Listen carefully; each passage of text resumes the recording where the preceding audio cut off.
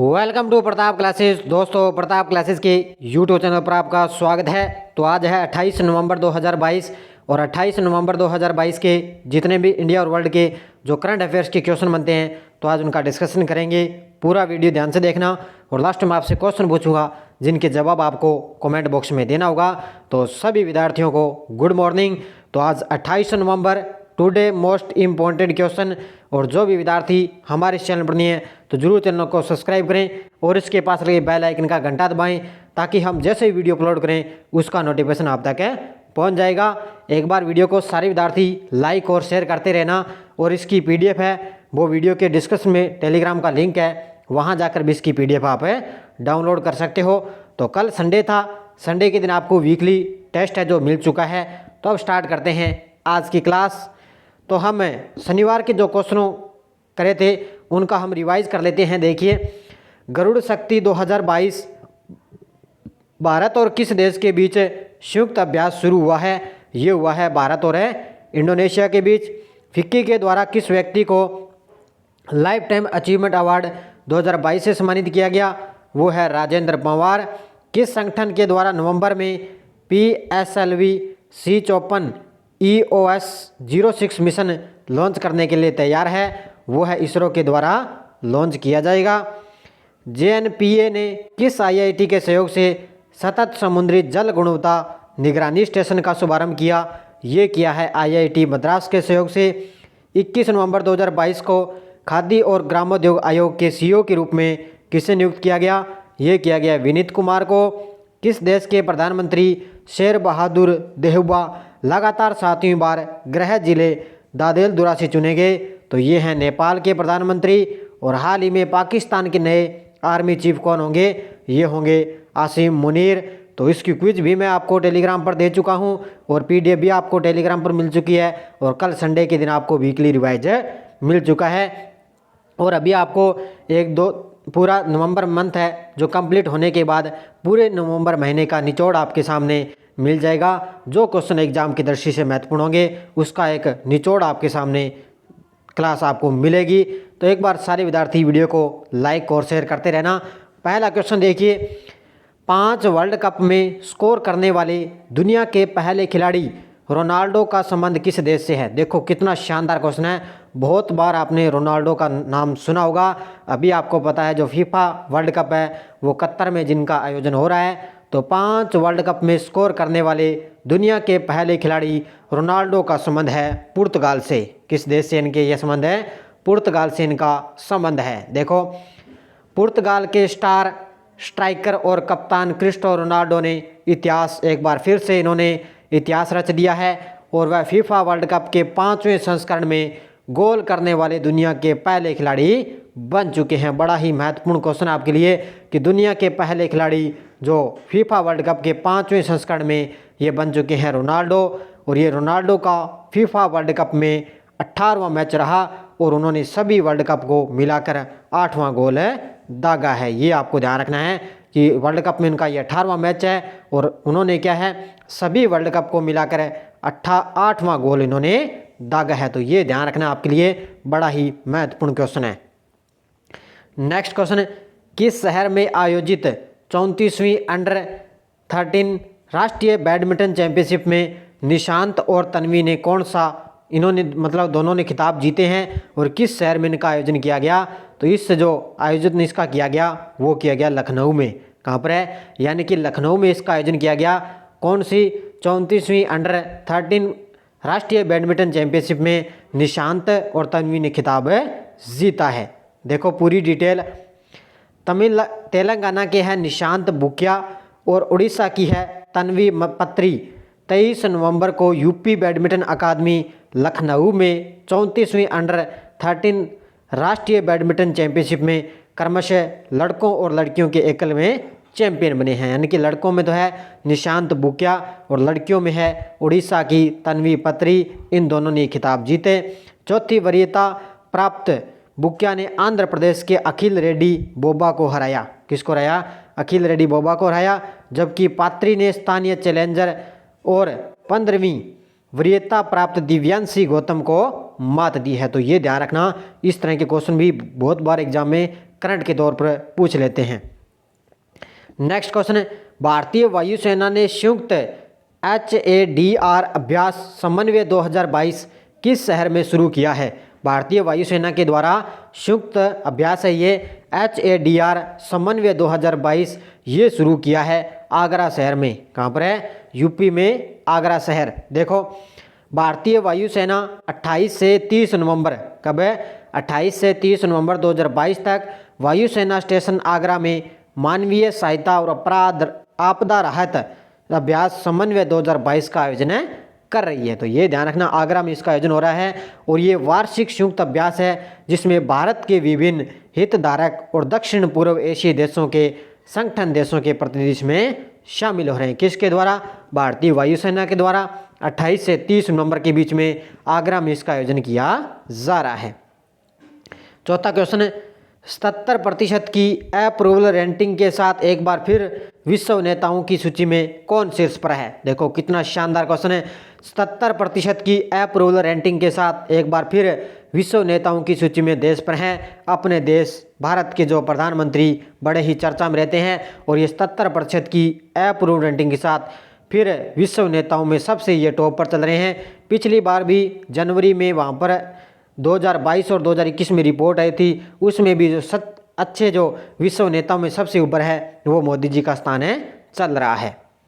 देखो पूरी डिटेल, प्रधानमंत्री नरेंद्र मोदी 77% की अप्रूवल रेटिंग अनुमोदन रेटिंग के साथ एक बार फिर विश्व नेताओं की सूची में शीर्ष पर रहे हैं।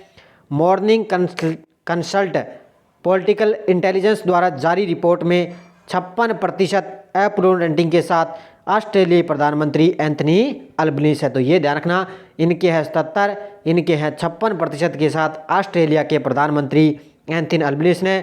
वहीं तीसरा स्थान अमेरिकी राष्ट्रपति जो बाइडेन को मिला है। इनका कितना है? इनका है 41%। ये आपको ध्यान रखना है, पहले स्थान पर मोदी जी का स्थान है। अगला, भारत ने 23 नवंबर 2022 को किस देश में आयोजित हिंद महासागर रिम एसोसिएशन की मंत्री परिषद की बैठक में भाग लिया है? यानी कि भारत ने 23 नवंबर 2022 को किस देश में इसका आयोजन किया गया जिसमें हिंद महासागर रिम एसोसिएशन की मंत्री परिषद की बैठक में भाग लिया? वो किया गया बांग्लादेश। किस देश में किया गया था? बांग्लादेश की राजधानी ढाका में। देखो, भारत ने 23 नवंबर 2022 को बांग्लादेश के ढाका में आयोजित हिंद महासागर रिम एसोसिएशन की मंत्री परिषद की 22वीं बैठक में भाग लिया है। किसने? अपने भारत देश ने।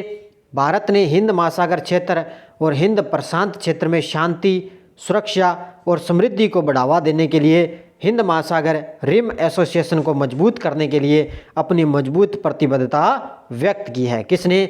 भारत देश ने। और ये बहुत बार बैठकें हो चुकी है, अलग अलग जो है देशों में की जा रही है। और भारतीय प्रतिनिधित्व मंडल का नेतृत्व विदेश राज्य मंत्री डॉक्टर राजकुमार रंजन सिंह ने किया था। ये भी आपको ध्यान रखना है कि भारत की तरफ से किसने नेतृत्व किया?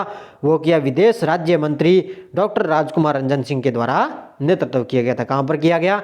बांग्लादेश की राजधानी ढाका में इसका आयोजन किया गया था। छठा क्वेश्चन देखो, किस देश ने दुनिया के पहले विकलांग अंतरिक्ष यात्रियों के नाम की घोषणा की है? किस देश ने दुनिया के पहले विकलांग अंतरिक्ष यात्रियों के नाम की घोषणा की? और वो की है यूरोप देश ने। किसने की है? यूरोप ने। देखो, यूरोप अंतरिक्ष एजेंसी ने 23 नवंबर को शारीरिक अक्षमता वाले लोगों को काम करने और अंतरिक्ष में रहने की अनुमति देने की दिशा में एक प्रमुख कदम के रूप में पहले पैरास्ट्रोनॉट के नाम की घोषणा की है। यानी कि एक प्रमुख कदम के रूप में पहला कौन है? इसमें पैरास्ट्रोनॉट के नाम की घोषणा कर दी। 22 देशों की यूरोपीय अंतरिक्ष एजेंसी ने कहा कि उसे अंतरिक्ष यात्री प्रशिक्षण के लिए चुने गए 17 रंग रूटों की एक नई पीढ़ी के हिस्से के पूर्व ब्रिटिश पैरालंपिक धावक जॉन मैकफॉल का चयन किया गया। ये भी आपको ध्यान रखना है कि पहले नई पीढ़ी के हिस्से के रूप में पूर्व ब्रिटिश पैरालंपिक धावक जॉन मैकफॉल का चयन किया गया। तो ये ध्यान रखना कि यूरोप देश के द्वारा क्या है, अभी जो शारीरिक अक्षमता वाले लोगों को चयन किया गया है। तो ये आपको ध्यान रखना है। 7 नंबर क्वेश्चन देखो, ग्लोबल एम्प्लॉयबिलिटी यूनिवर्सिटी रैंकिंग में IIT दिल्ली कौन से स्थान पर है? तो ग्लोबल एम्प्लॉयबिलिटी यूनिवर्सिटी रैंकिंग में IIT दिल्ली कौन से स्थान पर है? तो वो स्थान है 29वां स्थान। कौन सा है? 29वें स्थान पर। देखो टाइम हायर एजुकेशन द्वारा जारी की गई इस साल की global employability university ranking and survey report में कुल 7 भारतीय संस्थानों को जगह मिली। कितने? 7 संस्थानों को जगह मिली, जिसमें आईआईटी दिल्ली ने 29वां स्थान हासिल किया और उसके बाद में आईआईएससी बेंगलुरु 58वें स्थान पर है और आईआईटी बॉम्बे 72वें स्थान पर है। तो ये आपको ध्यान रखना है। इसमें आईआईटी दिल्ली ने 29वां स्थान और आईआईएससीएमसी ने बेंगलुरु ने 58वां और आईआईटी बॉम्बे ने 72वां स्थान इसमें प्राप्त किया है। 8 नंबर क्वेश्चन, हाल ही में उपराज्यपाल ने किस शहर में सोनजल 2022 का उद्घाटन किया है? तो उपराज्यपाल ने किस शहर में सोनजल 2022 का उद्घाटन किया? ये किया है कश्मीर में। कहाँ पर किया है? कश्मीर में। देखो उपराज्यपाल हैं मनोज सिन्हा ने 23 नवंबर को कश्मीर विश्वविद्यालय में वार्षिक युवा महोत्सव सोनजल 2022 का उद्घाटन किया। अब ये सोनजल होता क्या है? इसका अर्थ है इंद्रधनुष, जो आशा, प्रेरणा और सौभाग्य का प्रतीक है। तो बस ये ज़्यादा इंपॉर्टेंट नहीं है, इतना ही आपको ध्यान रखना है कि सोनजल 2022 का उद्घाटन कहाँ पर किया गया? कश्मीर में। उपराज्यपाल मनोज सिन्हा ने इसका उद्घाटन किया है। अगला क्वेश्चन, किस बैंक ने भारत का पहला स्टिकर आधारित डेबिट कार्ड लॉन्च किया है? किस बैंक ने भारत का पहला स्टिकर आधारित डेबिट कार्ड लॉन्च किया? वो किया है आईडीएफसी फर्स्ट बैंक ने। किसने? आईडीएफसी फर्स्ट बैंक ने लॉन्च किया है। देखो पूरी डिटेल। आईडीएफसी फर्स्ट बैंक ने भारतीय राष्ट्रीय भुगतान निगम के सहयोग से, किसके? भारतीय राष्ट्रीय भुगतान निगम एनपीसीआई के सहयोग से हाल ही में भारत का पहला स्टिकर आधारित डेबिट कार्ड लॉन्च किया, यानी कि फर्स्ट ट्रिप लॉन्च किया है। और इसका उपयोग डेबिट कार्ड ले जाने की आवश्यकता के बिना, ये होता क्या है कि जब भी इसका उपयोग होगा, ये डेबिट कार्ड ले जाने की आवश्यकता के बिना दुकानों, रेस्तरां और अन्य स्थानों पर टैप करने और भुगतान करने के लिए किया जा सकता है। यानी कि इस पर एक चिप लगी होगी जी, वो अपने साथ इसको ले जाने की ज़रूरत नहीं है, वहाँ पे ऑनलाइन वो डेबिट कार्ड वो लॉन्च हो जाएगा। तो यहाँ पे इसको ध्यान रखना, पहला स्टिकर जो आधारित कार्ड है वो लॉन्च किया किसने? आईडीएफसी फर्स्ट बैंक ने लॉन्च किया है। नेक्स्ट क्वेश्चन, राष्ट्रीय दुग्ध दिवस कब बनाया गया है? राष्ट्रीय दुग्ध दिवस बनाया गया है 26 नवंबर को। कब बनाया गया? राष्ट्रीय दुग्ध दिवस है 26 नवंबर को बनाया गया है। देखो भारत में हर साल 26 नवंबर को राष्ट्रीय दुग्ध दिवस के रूप में बनाया जाता है, क्योंकि भारत की श्वेत क्रांति के जनक डॉक्टर वर्गीस कुरियन की जयंती के उपलक्ष्य में 2014 से ये दिवस बनाया जा रहा है। तो आपको पता है डॉक्टर श्वेत क्रांति के जनक हैं डॉक्टर वर्गीस कुरियन की जयंती के उपलक्ष्य में क्या है? 26 नवंबर को राष्ट्रीय दुग्ध दिवस मनाया जाता है और उन्हें भारत का दूध वाला के रूप में भी जाना जाता है। किसको? डॉक्टर वर्गीस कुरियन को। अगला क्वेश्चन देखो, हाल ही में किसने India the mother of democracy पुस्तक का विमोचन किया है? हाल ही में किसने India the mother of democracy पुस्तक का विमोचन किया?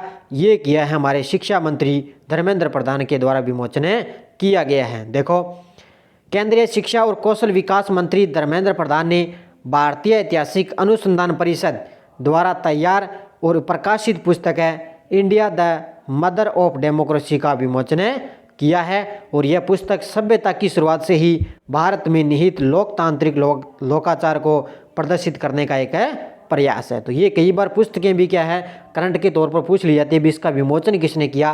तो ये जो महत्वपूर्ण है वो मैं आपको डेली आपको बता देता हूँ। तो India the mother of democracy का विमोचन किसने किया? हमारे शिक्षा मंत्री धर्मेंद्र प्रधान के द्वारा इसका विमोचन किया गया है। अब देखो पिछले वीडियो क्वेश्चन, भारत ने 15वीं एशियाई एयर गन चैंपियनशिप में कितने स्वर्ण पदक जीते? ये जीते थे 25। कितने में से? 28 में से 25 पदक जीते। बहुत सारे विद्यार्थियों ने शानदार तरीके से जवाब दिए, उन सभी को तहे दिल से हार्दिक शुभकामनाएं। और अब देखो question for you, Indo Pacific regional dialogue 2022 की शुरुआत किस शहर में हुई? नई दिल्ली, मुंबई, चंडीगढ़, श्रीनगर। इसका जवाब आपको कमेंट बॉक्स में देना है। और अब देखो यश डोज क्या थी? आंध्र प्रदेश एक भाषाई राज्य के रूप में गठित कब किया गया? 1953 में। ये ध्यान रखना, बहुत ही महत्वपूर्ण क्वेश्चन लेकर आता हूँ, एग्जाम में आपको मिलेंगे सीधे सीधे ही। तो आंध्र प्रदेश एक भाषाई राज्य के रूप में 1953 में गठित किया गया। सिक्किम भारत का 22वां राज्य किस संशोधन द्वारा बना? तो ये बना 36वां संविधान संशोधन के द्वारा बना। डॉक्टर अंबेडकर के अनुसार कौन सा अनुच्छेद भारतीय संविधान का सबसे महत्वपूर्ण अनुच्छेद है? तो वो है अनुच्छेद 32। किस अनुच्छेद में संघ की राजभाषा हिंदी व लिपि देवनागरी होंगी? वो है अनुच्छेद 343। और भारतीय संविधान का अनुच्छेद 312 किससे संबंधित है? वो है अखिल भारतीय सेवाओं से संबंधित है। तो ये थे परसों के क्वेश्चनों का हमारे यस्टरडे डोज। और अब देखो आपके लिए नेक्स्ट डोज क्या है, जिनके जवाब आपको कमेंट बॉक्स में देना है। मौलिक अधिकार संविधान के किस भाग में वर्णित है? ये तो सरल सा है, बताइए। मौलिक अधिकारों का निलंबन कौन कर सकता है? ये कई बार क्वेश्चन पूछ लिया जाता है इस तरह का। भारतीय संविधान के अंतर्गत मूल अधिकारों का संरक्षक कौन है? संविधान के किस अनुच्छेद में कानून का सम्मान संरक्षण प्रावधान है? और भारतीय संविधान का कौन सा अनुच्छेद छुआछूत उन्मूलन से संबंधित है? इन पांचों क्वेश्चनों के शानदार तरीके से आपको जवाब देने हैं, क्योंकि आगे सीईटी का एग्जाम है और उनके लिए बहुत ही महत्वपूर्ण है। क्योंकि जिस विद्यार्थी का सीईटी क्लियर होगा उस विद्यार्थी का ही आगे मेन एग्जाम में बैठ सकेगा। तो लगातार चैनल के साथ बने रहिए। डेली आपको शाम को 7 बजे मेरी क्लास मिलती है और डेली मेरी सुबह आपको 7 बजे इंडिया करंट की क्लास मिलती है। तो आज शाम 7 बजे आपका टॉपिक रहेगा राजस्थान के प्रमुख मंदिरों का हम चर्चा करेंगे। प्रमुख मंदिर है जितने भी, उनकी शाम को 7 बजे आपको क्लास मिलेगी। तो 7 बजे आप तैयार रहिए। धन्यवाद। जय हिंद, जय भारत।